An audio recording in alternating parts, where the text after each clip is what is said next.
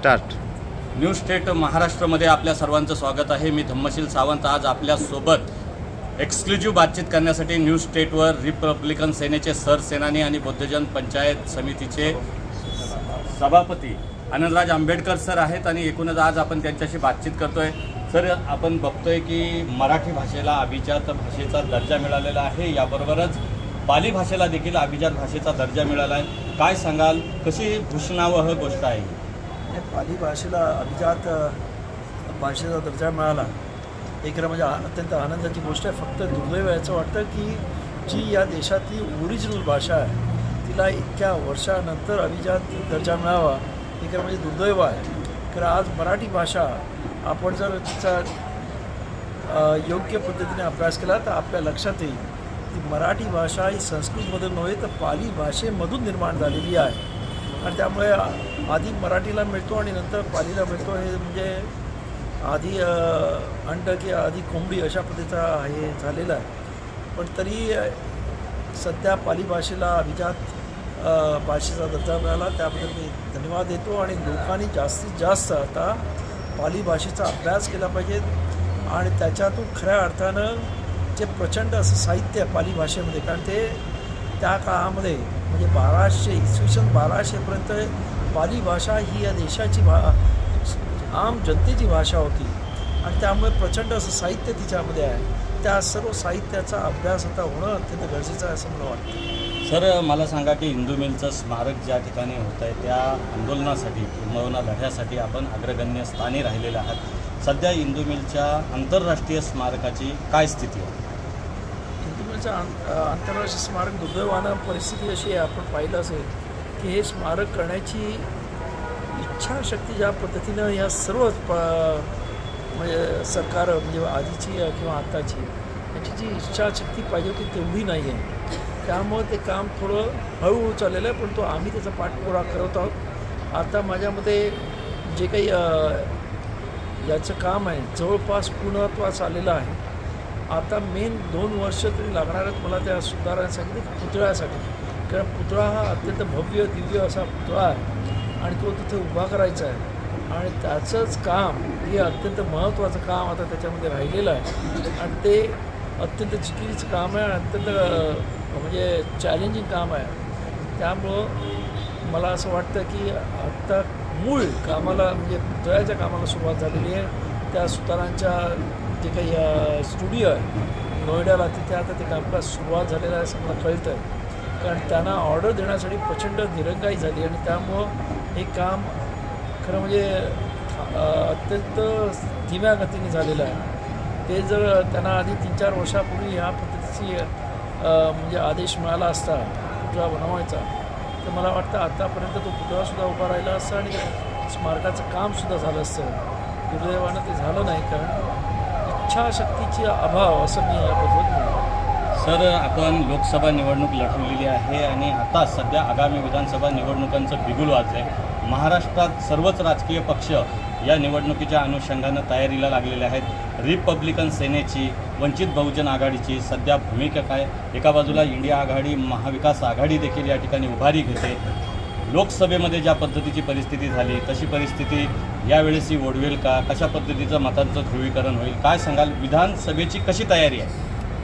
यावेळेस मी सांगितलं की मागच्या वेळेस जे झालं त्या तिथे मुस्लिम समाजामध्ये एकंदरीत नरेंद्र मोदी नावाचा एक मोठा बागलबुवा उभा केला होता आणि त्यामध्ये अत्यंत घाबरून त्यांनी महाविकास आघाडीला मतदान केलं. त्याच पद्धतीने आंबेडकरी समाजामध्ये संविधान बदलणार ही गुमावून केल्यामुळं त्यांनीसुद्धा महाविकास आघाडीला मतदान केलं. पण ते लोकसभेचं मतदान होतं.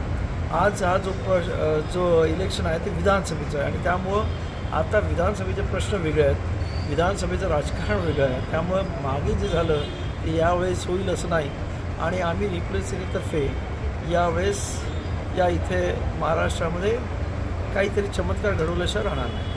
देशाचे प्रधानमंत्री नरेंद्र मोदी असतील किंवा विरोधी पक्षनेते राहुल गांधी असतील महाराष्ट्रामध्ये आलेले आहेत आणि सर्वत्र निवडणुकीच्या अनुषंगानं तयारी करत आहेत, पेरणी करत आहेत.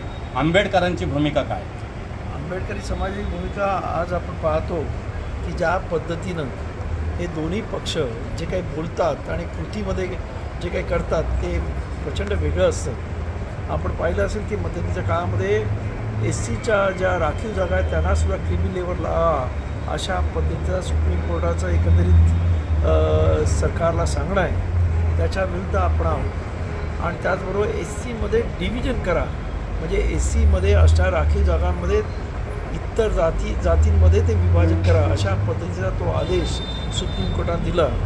जे आजपर्यंत SCची बाजू घेतात किंवा आंबेडकरी चळवळीमध्ये म्हणजे असं काही जण म्हणतात की काँग्रेसवाले आता चांगले, पण त्यांच्याच काँग्रेसने कर्नाटकात आणि तेलंगणामध्ये या म्हणजे सुप्रीम कोर्टाच्या आदेशाची ताबडतोब अंमलबजावणी केली आणि SCचे जे काही हे आहेत रिझर्वेशन त्याच्यामध्ये चर्मकार असतील, नंतर तिकडचे मातंग असतील आणि इतर समाज असतील ह्याच्यामध्ये डिव्हिजन करून आज रिझर्वेशन केलेलं आहे.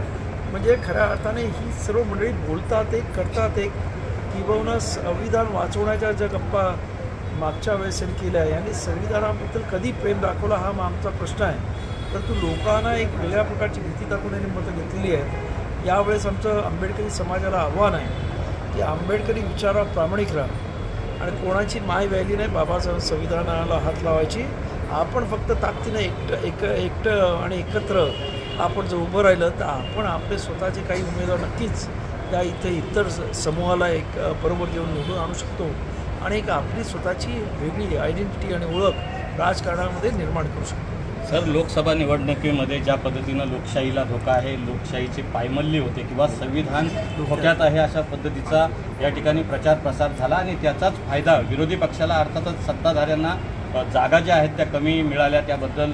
आणि आत्ता सध्याची परिस्थिती आहे की भाजप असेल किंवा शिंदे सरकार असेल, अजित पवारांचं सरकार असेल, यांनी संपूर्ण महाराष्ट्रात तो जो त्या ठिकाणी जी पेरणी होत होती की हे सरकार संविधानाच्या विरोधी आहे, बाबासाहेब आंबेडकरांच्या विचाराच्या विरोधी आहे, ती सर्व विचार पुसून काढण्यासाठी आत्ता सध्या सर्व IT असतील महाराष्ट्रातले किंवा एकूणच सर्व ठिकाणी आज संविधान मंदिरं बांधत आहेत. संविधान मंदिर ही संकल्पना योग्य आहे?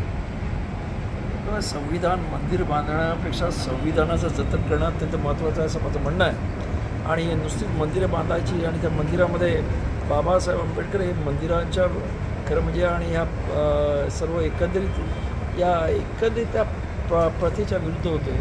त्यापेक्षा बाबासाहेब आंबेडकर कृतीने काम करणारी होते आणि त्यामुळं अशी मंदिरं बांधण्यापेक्षा खऱ्या अर्थानं हे देशाचं संविधान जे समता न्याय बंधुत्वावर आधारित आहे त्या विचारांची पाठराखण या इकडच्या सरकारांनी विरोधी पक्षाने करावं असं मला वाटतं. देशातलं सर्वात मोठं बौद्धजन पंचायत समितीचं या ठिकाणी भवन उभारलं जात आहे, स्मारक उभारलं जात आहे. ज्या पद्धतीनं हे स्मारक उभारलं जातं आहे त्याची भव्यता पाहता भविष्यात आंबेडकरी बहुजन चळवळीला कसं हे दिशादर्शक आणि केंद्रबिंदू कसं ठरेल, काय संकल्पना आहे या स्मारकाची? या इथून खऱ्या अर्थानं आंबेडकर चळवळीला दिशादर्शन करणारे नेते निर्माण होतील अशी आमची अपेक्षा आहे. आणि त्यासाठी एज्युकेटेड म्हणजे दुसरंच नाही तर या इथून आमच्या समाजामध्ये प्रचंड मोठ्या प्रमाणात शिक्षणाचं प्रमाण आणि त्यामुळं बाबासाहेब सांगितलेल्या मारायची जागा घ्या म्हणजे IAS IPS IRS सारखी मुलांसाठी कोचिंग आणि इतर सर्व प्रकारचं म्हणजे इंजिनियर्स डॉक्टर बनवण्यासाठी जी मदत करता येईल त्या पद्धती मदत करून मुलांसाठी वाचनालय असेल, मुलांसाठी IT सेंटर्स असतील आणि वेगवेगळ्या पद्धतीनं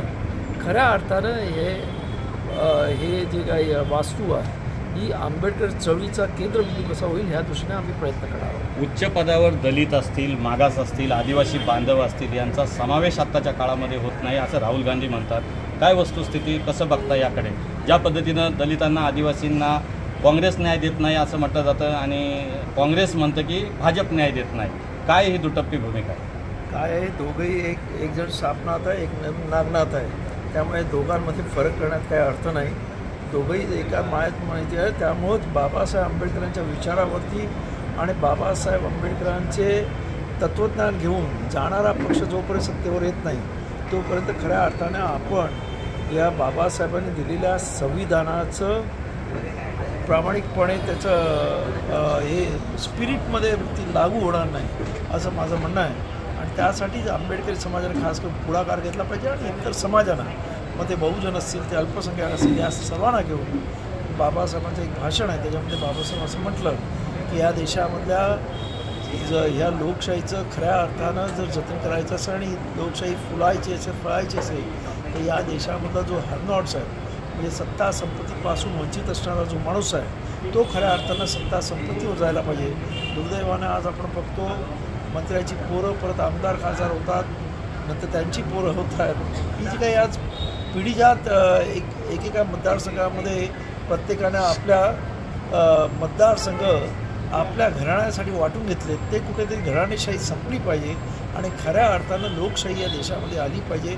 गरिबांची लोकं या विधानसभेत आणि लोकसभेत जायला पाहिजे आणि ते खऱ्या अर्थानं बाबासाहेब आंबेडकरांच्या जी या संविधानाबद्दल जे अपेक्षा केली तेव्हा ती अपेक्षा पूर्ण होईल असं मला वाटतं. सर, एक शेवटचा प्रश्न, लाडकी बहीण योजना आणि त्यातून येणारे अकाउंटमध्ये महिलांचे जे पैसे आहेत त्या योजनेकडे तुम्ही कसं बघता?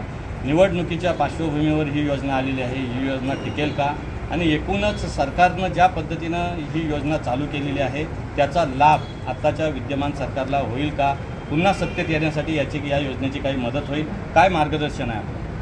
बघा, मी तुम्हाला सांगतो, हे त्यांनी आणलेली योजना अत्यंत विचारपूर्वक आणलेली आहे. कारण मध्य प्रदेशमध्ये मागचं 1 वर्षापूर्वी जेव्हा विधानसभेचं इलेक्शन होतं तेव्हा विधानसभेच्या इलेक्शनमध्ये या मागच्या मध्य प्रदेशच्या इलेक्शनमध्ये अशी हवा होती की काँग्रेसचं सरकार येणार, पण त्याच्या आधी ह्या मंडळींनी तिथेसुद्धा अशीच लाडकी बहीण योजना आणली आणि आपण पाहतो काँग्रेसला अत्यंत कमी जागा मिळाल्या आणि प्रचंड मोठ्या संख्येनं BJP निवडून आली. कारण 50% महिलांना जेव्हा पैसे मिळतात तेव्हा त्या महिला ज्या पद्धतीनं वोटिंग करतात आणि त्यांना जर सांगितलं जातं की हे जर आम्ही गेलो तर ही स्कीम बंद होईल आणि त्यामुळे बिचाऱ्या भीतीपोटी अशामध्ये वोटिंग केलं जातं. आज महाराष्ट्रातसुद्धा हा प्रयोग होतो आहे आणि एकंदरीत मी पाहिलं की या महिला उत्स्फूर्तपणे या प्रयोगामध्ये सामील होत आहेत. त्यामुळं हे म्हणजे लोकांनी आज म्हणजे पूर्वी अनऑफिशियली पैसे दिले जायचे, आज हे ऑफिशियली पैसे दिले जातात लोकांना आणि त्याचा परिणाम लोक वोटिंग करण्यावर होतो आहे. कारण म्हणजे दुर्दैवी आहे, परंतु हे राजकारणामध्ये आता ही मंडळीचा ही प्रथा पडलेली आहे की काही द्या आणि लोकांकडून वोट घ्या. त्यामुळं याचा परिणाम नक्कीच या लोकांना फायदा झाल्याशिवाय राहणार नाही असं मला वाटतं. इंडिया आघाडी किंवा महाविकास आघाडीच्या नेत्यांकडून आपल्याला काही चर्चेची बोलणी आहेत का? जागा वाटपाची काही चर्चा झाली का? प्रकाश आंबेडकर साहेब असतील, आनंदराज आंबेडकर साहेब असतील, काय बोलणी किंवा काही सुरू आहे किंवा महाविकास आघाडीत समाविष्ट होण्याचा काही विचार? नाही, अजून कसलीही बोलणी झाली नाहीत. कारण आजही या दोन्ही आघाड्या स्वतंत्रपणे एक म्हणजे स्वतःच हे करत आहेत आणि महाविकास आघाडीला तर आपण फारच म्हणजे सत्तेत आल्यासारखं वाटत आहे. त्यामुळे ते कोणाला म्हणजे आंबेडकरी चळवळ सोडा, आपण शेकाप असेल किंवा कम्युनिस्ट असेल त्यांनासुद्धा जमेला धरत नाही ही परिस्थिती आहे. त्यामुळं या इथं परत एकदा नवी 3री किंवा 4थी आघाडी निर्माण होईल अशी परिस्थिती महाराष्ट्रात निर्माण झाली.